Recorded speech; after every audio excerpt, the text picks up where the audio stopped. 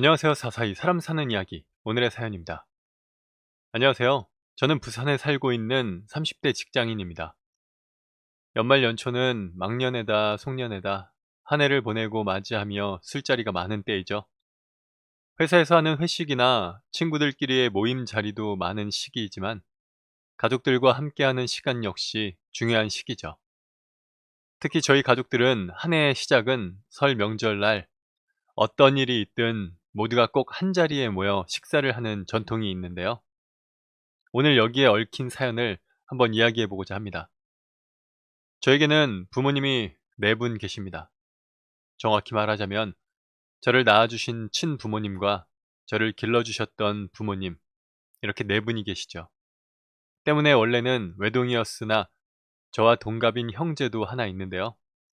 덕분에 가족들이 모두 모이면 북적거리기도 하고 사람 냄새가 나서 참 좋기는 하지만 이 때문에 우리가 함께 겪었던 고통을 생각하면 아직도 가슴 한구석이 무척이나 쓰리기도 합니다. 먼저 어머니께서는 처음 아버지와 결혼을 하실 때 반대가 몹시도 심했었다고 합니다. 친가 쪽이 엄청난 부자는 아니었으나 제법 여유가 있었고 외가 쪽 사정이 많이 좋지 않았던 것이 가장 주된 이유였었죠. 하지만 어머니께 푹 빠져 적극적으로 대시를 하고 프로포즈를 했던 것이 아버지였던지라 결국 그 고집을 아무도 꺾지 못해 결혼을 하게 되셨는데요. 문제는 애초 결혼을 가장 강하게 반대하셨던 할머니께서 이후에도 이런저런 트집을 잡으며 어머니를 괴롭게 했었다고 합니다. 사실 이렇게 간단하게 말은 하지만 가끔 어머니께서 반쯤 우스갯소리로 그때 일을 말씀하시곤 하시는데 정말 할머니께서는 보통 분이 아니셨습니다. 상에 올라오는 음식들 하나하나를 꼬투리 잡아 다시 하게 하는 일도 허다했었고 일주일에 한 번씩 온 집안에 이불이며 커튼을 죄다 뜯어 손빨래를 시키는 등 없는 집안일도 만들어내서 시키셨었다더군요. 덕분에 아버지께서 지금까지도 어머니께 뭐든 양보하고 져주시는 계기가 되었지만 결혼 후 얼마 지나지 않아 저를 갖지 않으셨다면 어떻게 되었을지 남자인 저 역시도 종종 그때 어머니의 이야기를 들을 때면 등에서 식은땀이 흐르는 기분이 들곤 합니다. 아무튼 그렇게 어머니께서는 저를 갖게 되시면서 평소 은근히 어머니의 편을 많이 들어주시던 할아버지의 도움으로 분가를 하셨습니다. 첫 임신에 몸이 약해 유산기가 있다는 이유로 병원 근처에 집을 얻게 되었는데 친가와 많이 멀지는 않아 할머니를 완전히 막을 순 없었지만 그래도 꽤 도움이 되었다고 합니다.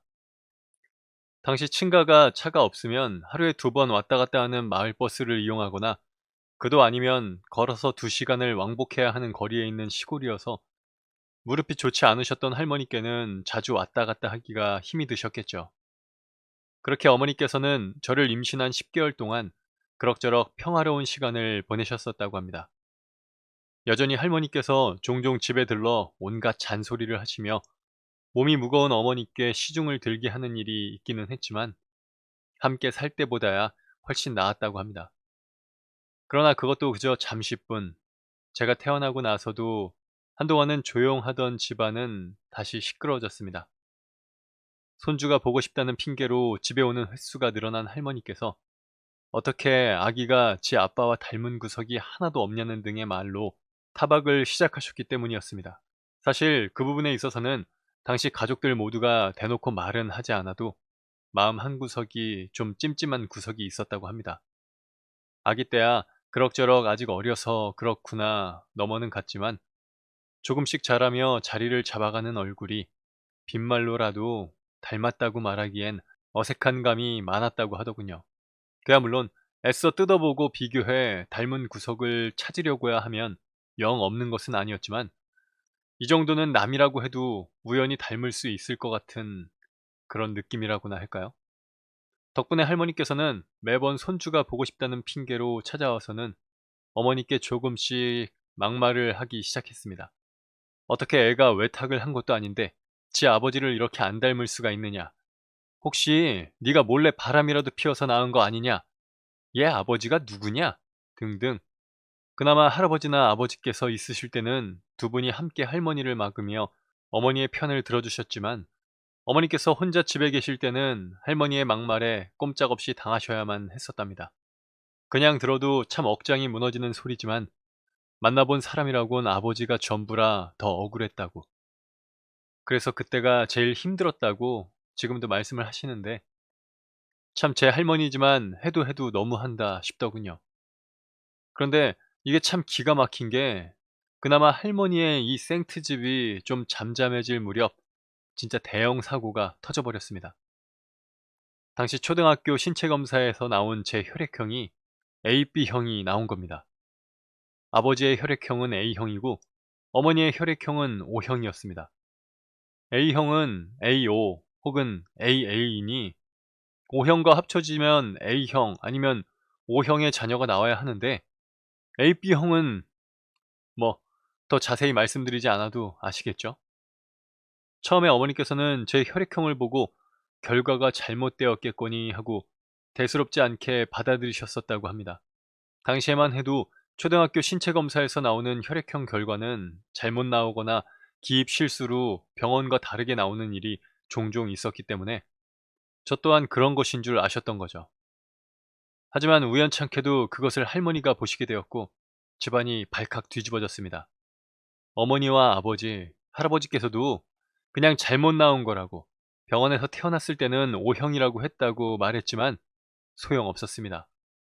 아무래도 이상하다고 이게 한 번도 아니고 계속 잘못 나오는 건 말도 안 되는 거라고 제대로 검사를 해봐야 한다고 고집을 부리셨죠. 가뜩이나 괄괄하시고 고집이 센 할머니를 말리기 힘든 판국에 이런 증거까지 나오니 도저히 더는 막을 방법이 없었습니다. 아버지와 어머니 역시 어차피 병원 가서 검사해보면 제대로 나올 텐데 상관없다고 생각해 결국 할머니의 뜻대로 가족이 함께 병원으로 검사를 받으러 가게 되었죠. 그런데 이게 어찌된 일인지 병원에 가서 검사를 했는데도 제 혈액형은 여전히 AB형으로 나왔습니다. 혹시나 아버지나 어머니 중 혈액을 지금까지 잘못 알고 있었던 사람이 있을지 모른다 생각해 두 분도 다시 검사를 했는데 여전히 A형과 O형으로 변함이 없었고요. 그때 제가 초등학교 4학년이었던 걸로 기억하는데 아직도 정말 생생합니다. 결과를 확인한 할머니께서는 어머니의 머리채를 휘어잡고 그야말로 병원이 떠나가라 소리를 지르셨습니다. 집안에 환양년이 들어왔다며 혼수도 제대로 못하고 집안도 변변치 못한 게 이젠 하다하다 남의 씨를 몰래 키우고 있었다고 욕을 하시는데 그 광경이 어찌나 당황스럽고 또 무섭던지 울음조차 나오지가 않았었죠.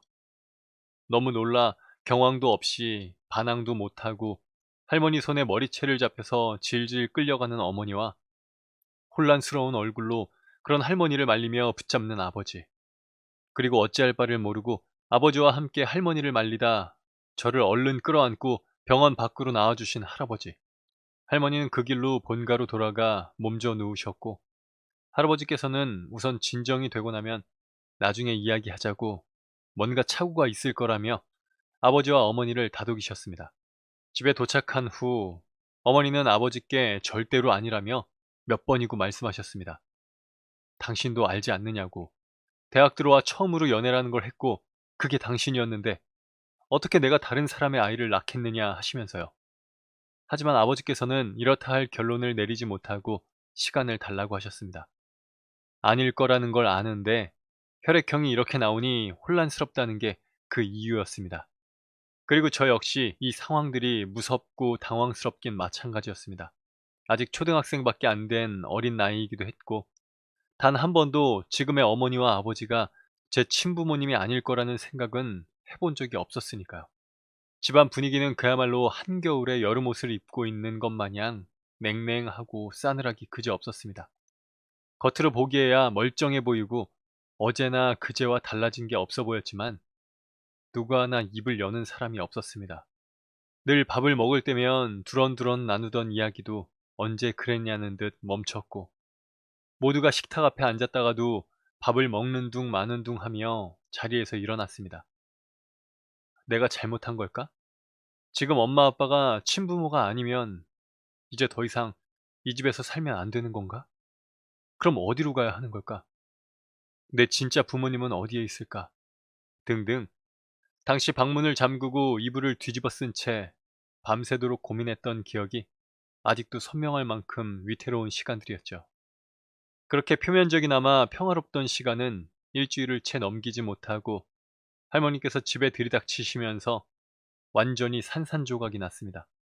학교에서 돌아와 현관문을 여는데 문이 잠겨있지 않고 열려 있었고 집안이 악다구니로 가득했습니다. 바닥은 옷가지며 그릇 깨진 것들이 정신없이 뒤섞여 나뒹굴고 있었고요. 네가 입이 10개라도 할 말이 있어? 응? 나가! 나가라고 이 나쁜 년! 이 죽일 년! 나가! 아니에요 어머니. 전 정말 뭔가 착오가 있는 착오? 착오라고? 너 말 잘했다. 이년아, 니깎게 우리 집안에 기어들어온 것부터가 착오야. 알아? 어머니, 잘못했어요. 제발 놔주세요. 제발. 너무 놀라 넋이 나간 채로 현관 옆에 주저앉아 몇 시간을 그렇게 있었던지 할머니의 악다구니는 날이 어둑해질 때까지 끝이 날 줄 모르고 계속 이어졌습니다. 그리고 그 난장판은 어디서 연락을 받았는지 달려온 할아버지와 퇴근하고 돌아온 아버지가 집에 들어서고 나서야 잠잠해졌습니다. 그날 그릇과 접시들이 깨져 바스락거리는 온 집안을 쓸고 닦으며 어머니께서는 한참을 우셨고 아버지께서도 할 말을 잃은 채 깨지고 부서진 집안 살림들을 치웠습니다. 할머니를 집으로 끌고 가셨던 할아버지께서 저를 데리고 밥을 먹으러 나간 사이 두 분은 한참을 이야기를 나누셨었다고 합니다. 어머니께서는 어머니대로 이 상황을 더 이상 못 견딜 지경에 이른 상태였고 아버지 역시 믿고 싶은 마음과 의심 사이에서 스트레스가 한계에 다다라 있었습니다.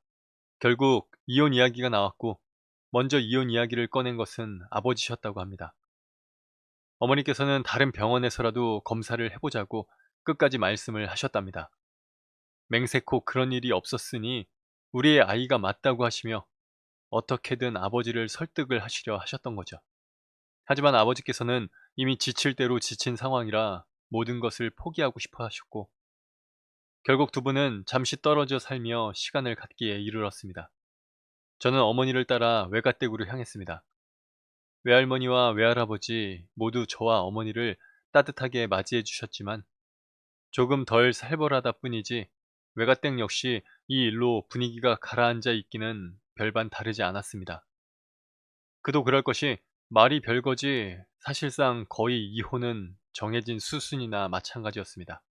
동네에 소문이란 소문은 다 난 상태에 할아버지께서 저렇게 난리를 치시니 가족이 함께 도망이라도 가지 않는 이상 다시 합치는 것은 불가능에 가까웠죠.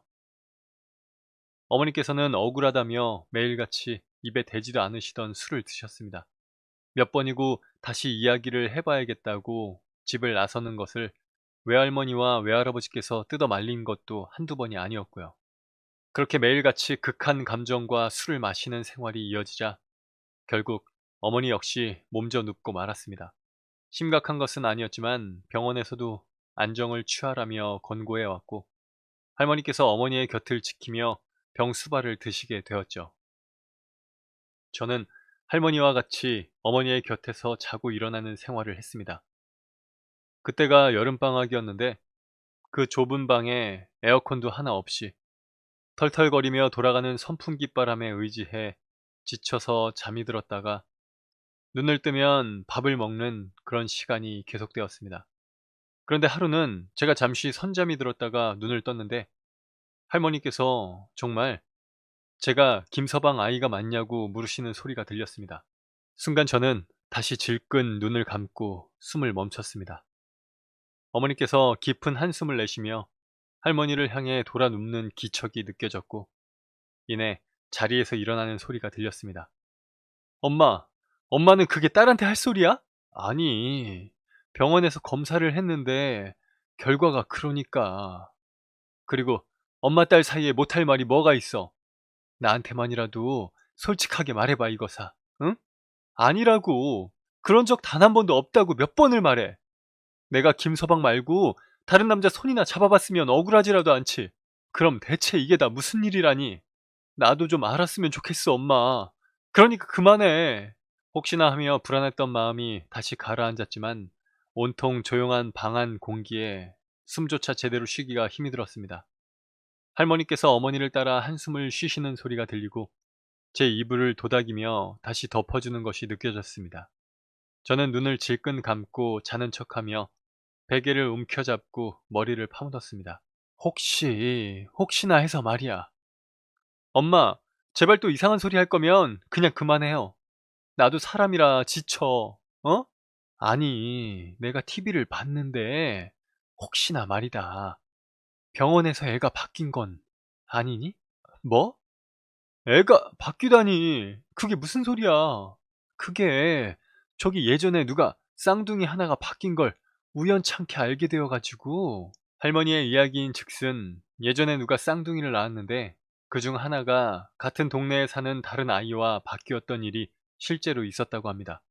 다행히도 그 쌍둥이 부모가 하던 이발소의 손님이 어떤 아이와 이 집 아이가 닮아도 너무 닮았다며 이야기를 했고 같은 동네에 사는 사람이라 바로 찾을 수 있었다더군요. 어머니께서는 그 이야기를 들으시고는 한동안 조용하시더니 자리에서 벌떡 일어나 바로 방을 뛰쳐나가셨습니다.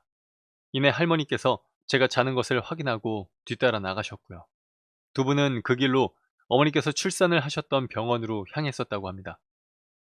그리고 그럴 리가 없다는 병원의 이야기에 화가 나 의사를 데려오라며 거세게 항의했고 결국 병원에서는 우선 유전자 검사라도 해보고 결과를 본 다음에 이야기를 하라고 말하기에 이르렀습니다. 어머니는 병원을 나와 아버지께 연락을 취한 다음날 곧장 유전자 검사를 의뢰했습니다. 그리고 결과가 나오자마자 이제는 양쪽 집안이 다시 한번 발칵 뒤집어졌고요. 네, 제가 아버지와 어머니 양쪽 모두와 친자 관계가 아니라는 결과가 나왔던 겁니다. 어머니가 바람을 피워 낳은 자식이라면 어머니의 피는 섞여 있어야 정상인데 아예 생판 남이라는 증거가 나온 거였죠. 아버지께서는 그 자리에서 곧장 어머니께 무릎을 꿇고 의심해서 미안하다 사죄를 하셨다고 합니다. 소식을 들은 할아버지와 할머니 역시 달려왔지만 미안하다며 어머니를 위로하는 할아버지와 달리 할머니는 역시나 대면대면하기 그지없었다고요. 하고 싶은 말도 원망도 한가득이었지만 두 분은 병원을 고소하고 친아들을 찾기 위한 시간을 보내는 것만으로도 너무나 바빴습니다.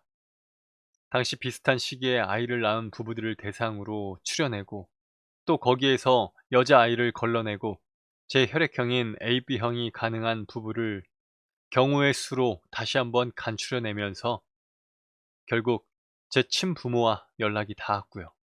길다면 길고 짧다면 짧은 시간이었지만 저는 물론 아버지와 어머니의 고통도 정말 말이 아니었습니다.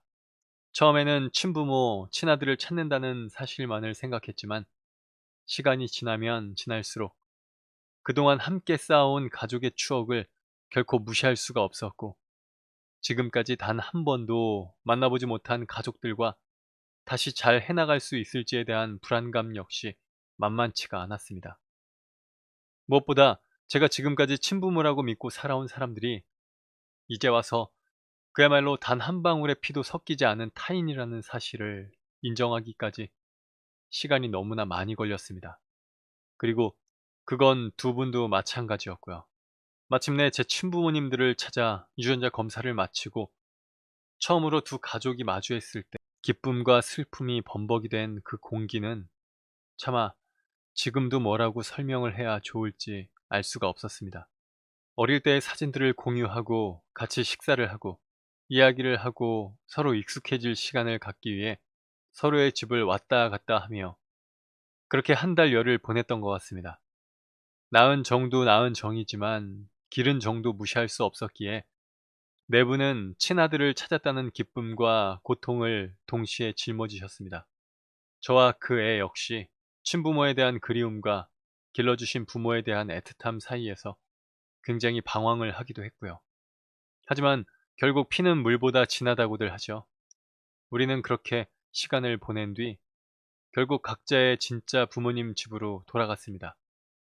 지금에야 이렇게 간단하게 이야기하지만 그때 그 시간들을 적응해 나가며 느꼈던 격한 감정들과 혼란스러움은 이후에도 겪어본 일이 없었습니다. 저를 길러주신 두 분 부모님과 친부모님은 병원을 상대로 소송을 걸었습니다. 저의 친부모님께서는 꽤 좋은 집안에, 그러니까 요즘 말로 하면 금수저라고 할 수 있을 만한 집안의 분들이셨습니다. 좋은 로펌에 연락을 해 실력 있는 변호사를 고용했고, 길러주신 부모님 집안의 사정을 감안해 일체의 비용을 부담했습니다. 당연하다면 당연한 결과지만 그렇게 양쪽 집안 모두 생각보다 꽤 넉넉한 보상금을 받게 되었고요. 시간은 꽤 걸렸지만 우리는 그렇게 각자의 집으로 돌아가 새로운 생활에 적응을 했습니다. 하지만 기른 정을 칼로 무자르듯 끊어낼 수도 없는 노릇이었기에 우리는 한 달에 두어 번 정도는 만나 식사를 하며 연락을 꾸준히 했고, 피는 섞이지 않았지만 친가족처럼 지내게 되었습니다. 그렇게 겉으로 보기에는 모든 일이 일단락되어 안정이 되어가고 있었지만 그것도 잠시, 병원으로부터 보상금이 나오면서 다시 일이 터졌습니다. 그동안 어머니를 눈엣 가시처럼 여기던 할머니께서 보상금을 달라며 제 친부모님께 찾아온 것이 화근이었죠. 할머니께서는 어차피 제 친부모님의 집이 남부럽지 않게 잘 살고 그동안 저를 키워준 값이 있으니 보상금은 모두 자신들 쪽이 받아야 한다고 주장하셨습니다. 네, 참으로 기가 막힌 노릇이었죠. 그렇게 따지자면 제 친부모님이 손주를 키워주신 건 역시 마찬가지인데 그런 것은 전혀 생각지도 않으시고 갑자기 그간의 정이며 정성이 있지 않느냐며 공치사를 하시더군요. 기른 정도 있고 자신이 그동안 저를 얼마나 아끼고 금이야 오기야 키웠는데 그 값은 해야 하지 않겠느냐고 하시면서요. 할머니의 말씀대로 제 친부모님 쪽이 그 보상금을 받지 않아도 크게 문제가 없을 정도의 집안인 것은 맞았지만 그것을 다른 누구도 아닌 할머니께서 말씀하셨다는 건 어린 저로서도 납득이 가지 않았습니다.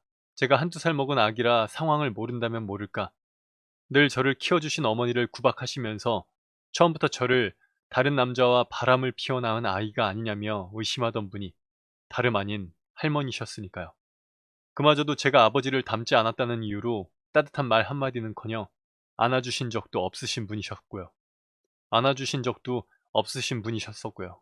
하지만 어머니 아버지께서는 처음부터 보상금에 욕심이 있으셨던 것도 아니었고, 또 그간 당신들이 키운 또 다른 아들에 대한 애정과 미래를 위해서 보상금을 넘기시려 하셨습니다. 사정을 알게 된 두 분은 집으로 찾아와 죄송하다고, 그러지 않아도 된다고 하셨고요. 대충 상황을 눈치챈 어머니와 아버지께서 두 분이 돌아가신 후 저를 불러 여러 가지를 물으셨습니다. 저는 그동안 있었던 일들을 말씀드리고 할머니가 돈을 달라고 했느냐고, 절대로 할머니에게는 돈이 넘어가선 안 된다고 말씀드렸습니다. 워낙 욕심도 많으시고 그동안 어머니가 할머니 때문에 힘이 들었던 것을 생각하면 그 보상금을 넘긴다고 해도 절대로 그 돈이 제대로 쓰일 리가 없다고 말하면서요. 두 분은 한참을 고민하시다 결국 모두가 모여 한번 이야기를 해봐야겠다고 말씀하셨습니다. 그 즈음에는 이미 하루가 멀다 하고 할머니께서 전화를 걸거나 찾아오고 있었기 때문에 그냥 이대로 무시만 해서는 문제가 해결되지 않을 거라는 게 두 분의 생각이었습니다. 결국 그렇게 우리는 서로의 집으로 돌아가고 난 뒤 6개월 만에 처음으로 모두 한자리에 모이게 되었습니다. 따로 방이 있는 식당으로 예약을 하고 그날 일이 있어 못 오시는 할아버지를 빼고 그저 함께 밥이나 한 끼 하자는 명분으로요. 밥을 먹는 내내 할머니께서는 보상금 이야기를 슬쩍슬쩍 꺼내셨고 분위기가 더 이상 불편해질 수 없을 만큼 이상해졌을 때야 겨우 식사가 끝났습니다. 그리고 마침내 후식으로 과일이며 차가 나왔을 때 어머니께서 보상금이 든 돈 봉투를 두 분 앞으로 밀었습니다. 받아달라고. 우리는 둘 다 친아들이라고 생각하니 앞으로 들어갈 학비라도 보태고 싶다고 하시면서요. 두 분은 당황하시며 거절하셨지만 할머니께서 봉투를 낚아챘습니다. 잘 생각했다고. 본래 다 이렇게 서로 돕고 사는 거 아니겠냐고 하시면서요. 워낙 순식간에 일어난 일이라 사색이 된 두 분이 봉투를 다시 가져오려 했지만 소용없었습니다. 할머니께서는 봉투를 그대로 가방에 쑥 넣으시고는 너무나 당연한 일이라는 듯 태연하게 말했습니다. 너희가 필요 없으면 내가 가지고 있다가 필요할 때 쓰면 되잖니. 어차피 너 혼수도 제대로 못 해왔는데 이걸로 이제 퉁치면 되겠네. 어머니, 그게 어떻게 그렇게 돼요? 지금 애들 가지고 장사하세요? 그동안 저랑 애한테 어떻게 하셨는데 그걸 지금 얘 말하는 것 좀 봐. 네가 처사를 똑바로 했으면 내가 그랬겠어? 어디다 대고 지금 큰 소리야? 어른 앞에서. 정말 보통이 아니시라는 것은 잘 알고 있었지만 다들 모인 자리에서까지 언성이 높아지기 시작하자 그야말로 감당이 안 됐습니다. 두 분은 차마 제 친부모님을 앞에 두고 더 추한 꼴을 보이기가 민망해 할 말도 제대로 못하는 상황이었고, 할머니께서는 이겼다는 듯 의기양양하게 두 분을 향해 자신의 할 말만 내지르는 상황이었죠. 그런데 그때 누가 문을 벌컥 열고 들어왔습니다. 다들 놀라 돌아보니 거기에는 오늘 일이 있어 못 온다고 하시던 할아버지께서 서 계셨습니다. 내가 그만하라고 했잖아! 꼭 이렇게 추한 꼴을 보여야겠어? 그간 세상에 그렇게 점잖은 분이 없다고 생각할 만큼 조용하시던 분이 온 가게가 떠나가라 쩌렁쩌렁한 목소리로 호통을 치셨습니다. 어머니, 아버지는 물론이고 가게에 있던 사람들 모두가 쳐다볼 정도였습니다. 그동안 내가 몇 번이고 경고했잖아. 애 좀 그만 볶으라고. 그런데 이제 남 부끄러운 것도 모르고 남의 돈까지 탐을래? 그것도 자기 손주 귀하게 키워준 우리랑 똑같은 일 겪은 사람들한테. 아니, 내가 못할 말 한 것도 아니잖. 그럼 지금 그게 할 말이라고 했다 이거야? 염치가 있어야지. 왜 이렇게 사람이 뻔뻔해? 그동안 할머니께 이기지 못해 아무런 말도 못한다 생각했던 할아버지가 이렇게나 화를 내는 것은 처음 봤습니다. 이렇게나 화를 내는 것을 저는 처음 봤습니다. 그렇게 기가 세고 고집도 세신 할머니께서 할아버지 호통에 말 한마디를 못 하시는데 정말 다른 사람은 아닌지 의심이 될 지경이었죠. 할아버지는 할머니의 가방을 낚아채 안에서 돈봉투를 빼더니 테이블 위에 올리고는 그대로 할머니의 손을 잡고 식당을 나갔습니다. 제 부모님께 추한 모습 보여 부끄럽다고 고개까지 깍듯이 숙이고요. 마치 도깨비에 홀리기라도 한 것처럼 우리는 열린 문을 보다가 적당히 자리를 마무리하고 각자의 집으로 돌아왔습니다. 봉투를 다시 돌려주며 극구 만류하는 두 분을 대신해 이제는 제 형이자 동생에게 저보다 생일이 몇 시간 늦어서 동생이라고 하기로 했습니다. 돈 봉투를 몰래 건네주었고요. 나중에 상황이 좀 정리되고 들었는데 알고 보니 할머니께서 본래 좀 산다 하는 집 고명딸이셨었다고 합니다. 그런데 할아버지와 결혼하면서 고생을 많이 하셨고, 그래서 할아버지께서 어지간한 건 다 져주시고 다른 사람 앞에서 싫은 소리를 안 하셨었다더군요.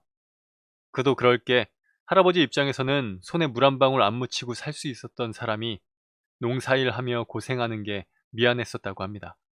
그래서 그동안 도가 넘는 일이 있을 때도 집에서 계속 좋게 좋게 이야기하며 어머니 편을 들어주시면서 참고 계셨는데 결국 그게 이번 일로 터진 거였다고요. 그래도 혹시나 나중에 또 할머니께서 돈 내놓으라고 어머니께 뭐라고 하시면 어떻게 하느냐고 걱정을 했는데 동생이 그러더군요. 걱정하지 말라고. 이번에 아예 할아버지 진짜 본가가 있는 시골로 내려가게 되었다고. 어머니 핸드폰에 저장되어 있던 할머니의 번호도 전부 지우고 할머니 핸드폰은 아예 새 기계로 바꿔 아버지와 할아버지 번호만 저장을 했다면서요. 그 뒤 할아버지와 할머니께서는 정말 시골 본가로 완전히 내려가셨고 어머니께서도 아주 특별한 일이 아니면 그쪽으로 가지 않아도 되게 되었다고 합니다. 명절에도 어지간하면 아버지와 동생만 내려갔다 온다고 하니 그야말로 말 다 하게 되었죠. 특히 동생이 몇 개월 사이 할머니를 충분히 겪었는지 솔직히 이러면 안 되는 건 알지만 고소하다며 웃던 모습이 아직도 기억이 납니다. 참 말도 많고 탈도 많았던 시간들이었죠. 지금에야 이제 다들 웃으며 이야기는 하지만 그때는 정말 괴롭기도 했었고요. 아무튼 그 덕분에 어머니께서도 할머니에게서 해방이 되셨고 저희는 연말이나 명절에는 양쪽 가족이 모두 모여 지금까지 함께 식사를 하고 술을 마시는 자리를 갖게 되었습니다. 예전 같았으면 어림도 없는 일이었죠. 할머니께서 시키는 일들 때문에 어머니께서 친정에도 못 가시는 날이 태반이었으니까요. 가끔은 그런 일들이 있었기 때문에 유대감이 더 깊어진 것이 아닌가 생각하기도 합니다만 가까운 사람일수록 가족일수록 더 챙기고 아껴야 한다는 마음으로 늘 새해를 함께 맞이하며 시간을 보내고 있습니다. 누군가는 들으면 참 거짓말 같은 드라마 같은 이야기라고 할 수도 있을 그 고난들을 함께 헤쳐온 만큼 앞으로도 우리 양쪽 가족이 지금처럼 변함없이 끈끈하게 이어져 있기를 소망합니다. 네, 오늘 사연은 여기까지입니다. 사람 사는 이야기 채널 구독과 좋아요, 알람 설정 부탁드립니다. 감사합니다.